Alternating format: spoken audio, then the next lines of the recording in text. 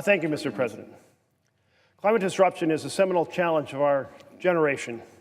It affects everything from our farms to our forests to our fisheries, and we see the impact from disappearing ice sheets and melting permafrost and glaciers that are melting.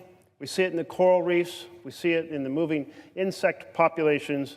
We see it in the more powerful storms. In response, communities across our globe are transforming their energy economies. Well, they're working on energy efficiency, certainly, more efficient appliances, a little more mileage in their cars.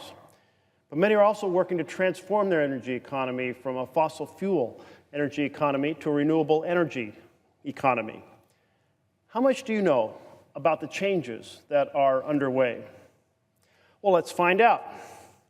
Welcome to episode 5 of the Senate Climate Disruption Quiz. So here we go. Here's the first question. This August, an electric 500 horsepower Tesla Model X SUV raced a 740 horsepower Lamborghini Aventador SV in a quarter-mile drag race. Who won?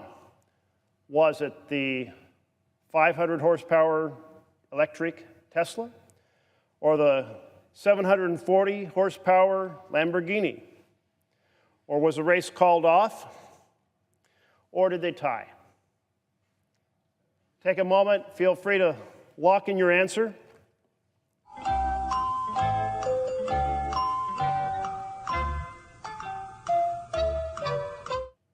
The answer is that the Tesla won the race.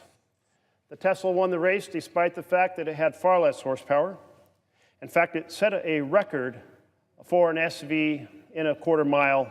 It beat the Lamborghini by about 0.05 of a second. It just goes to help demonstrate the incredible torque and acceleration that comes with electric power. And if you've ever tried driving a Tesla and had it accelerate so fast that it pins you against the back of the seat, you know what I'm talking about. Okay, let's turn to question 2. Taking a page from the white roof movement, which city in America has begun painting its streets white to lower temperatures?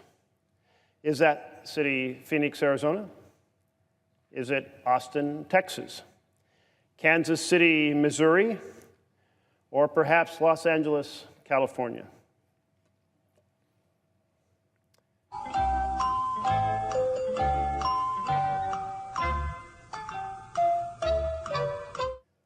The answer is, among those cities, it's Los Angeles, California. D.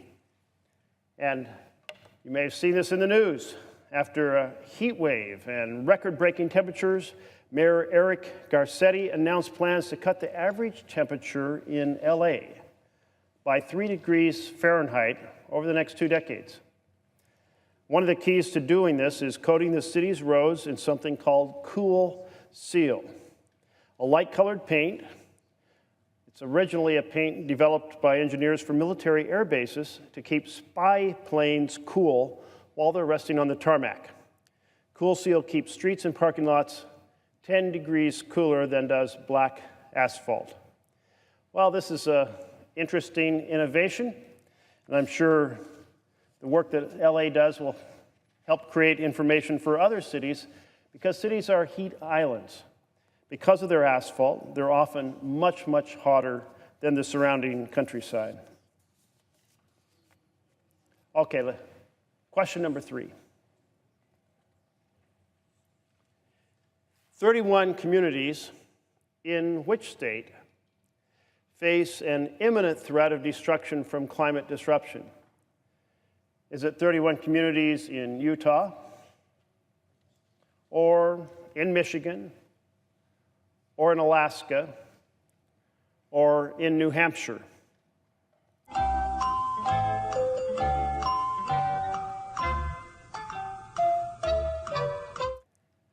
The correct answer is Alaska. Alaska is experiencing a tremendous increase in the vulnerability of towns, which is a result of melting ice sheets, and therefore the storm's closer approach, higher seas, more violent storms. So we're seeing a real assault on those ocean communities. For one community of 600 people, it's estimated it would cost about $180 million to relocate the residents. Meanwhile, the Trump administration is moving to dismantle the climate adaptation program, the Denali Commission, that has provided federal assistance to safeguard or relocate communities at risk from rising sea levels, storms, and disappearing sea ice. Which takes us to question number 4. Of the following statements, which statement is not true? That is, which of these 4 statements is false? July 2017 was the second hottest month on record. Or is the false statement, only one country is not signed on to the Paris Climate Agreement? Or is it C, climate disruption played no part in the devastation of hurricanes Harvey and Irma? Or statement D, the U.S. is now producing 43 times as much solar energy as it did in 2007. So 3 statements are true, 1 are false.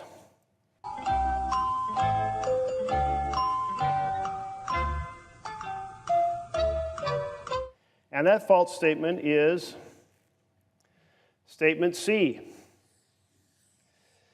It is, in fact, July 2017 that was the second hottest month on record. In fact, we had a recent period in which month after month was the hottest month on the calendar year on record. That extended for about 16 months in a row, not so long ago. And indeed, only one country is not signed on to the Paris Climate Agreement. That country is Syria. Syria in the grip of a ferocious civil war. Nicaragua hadn't signed on, but they have signed on now. And the United States has withdrawn or expressed its intention to withdraw, but it has not actually come off the Paris Accord until the year 2020. So just one country. So that is also true. And it is true that solar power has increased 43 times in a 7-year period. And we certainly know that climate disruption doesn't cause hurricanes, but we also know that the hotter temperature of the ocean causes the hurricanes we have to be much more powerful and much more destructive. In the days leading up to Harvey, the sea surface temperatures near Texas were 3 to 7 degrees Fahrenheit above average. And, we saw the same phenomenon when Hurricane Sandy struck the Atlantic coast, where temperatures were 5 degrees or more above average. So let's turn to question 5.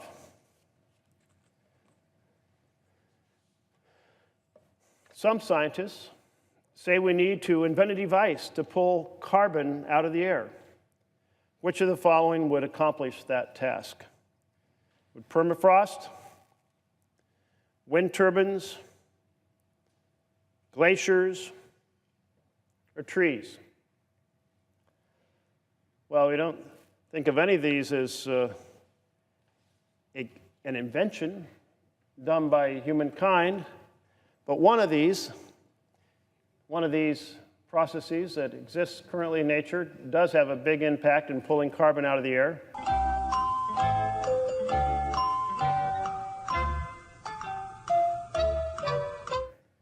And the answer is D, trees.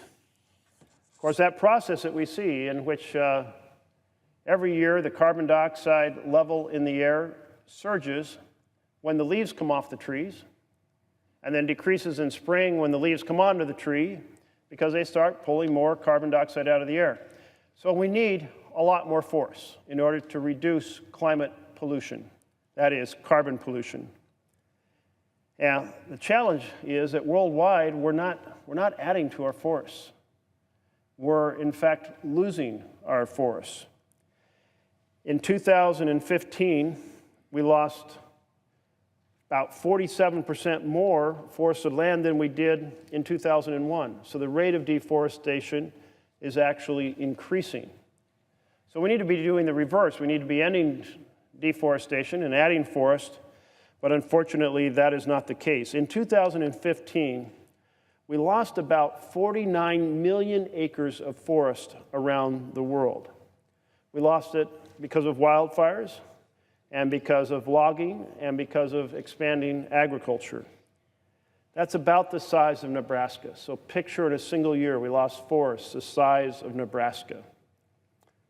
That's bad news in the fight against climate disruption, because deforestation accounts for more than 10% of global carbon dioxide emissions. Well, not to mention that forests play an incredibly important role in supporting diversified ecological systems around the globe. So there we have it. This week's episode 5 of the Senate Climate Disruption Quiz. Questions ripped right from the headlines. The facts on the ground are changing rapidly as the pace of climate disruption increases. Now, this is the single biggest test facing humankind. It's a test that calls on every one of us to respond. It is simply a fact that the devastation that we've witnessed recently in Texas, in Houston, far more dramatic because of climate disruption and carbon pollution.